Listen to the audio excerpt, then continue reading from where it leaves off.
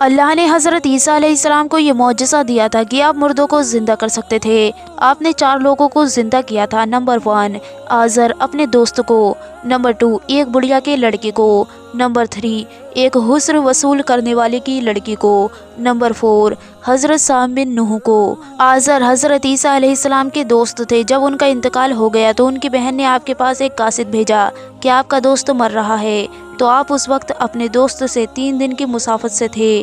آپ آزر کے انتقال کے دفن ہونے کے بعد آئے، آزر کی قبر کے پاس پہنچے اور آزر کو پکارا تو وہ زندہ ہو کر اپنی قبر سے باہر نکل آیا اور برسوں تک زندہ رہا۔ ایک بڑھیا کا بیٹا مر گیا تھا، اس کا جنازہ اٹھا کر اس کو دفن کرنے کے لیے لے جا رہے تھے۔ اتنے میں حضرت عیسیٰ علیہ السلام وہیں سے گزر رہے تھے، تو آپ نے اس کو دعا دی اور وہ زندہ ہو کر اٹھ گیا اور مدتوں تک زندہ رہا۔ حسن وصول کرنے والے کی لڑکی مر گئی تھی، اس کی موت کے 1 دن بعد حضرت عیسیٰ علیہ السلام کی دعا سے زندہ ہو گئی اور کئی مدتوں تک زندہ رہی۔ حضرت سام بن نوح جب عیسیٰ علیہ السلام نے ان 3 لوگوں کو زندہ فرمایا تو بنی اسرائیل کے بدبخت لوگوں نے کہا کہ یہ حقیقت میں مرے ہوئے نہیں تھے بلکہ ان تینوں پر جادو تھا، اسی لیے بعد میں یہ ہوش میں آ گئے۔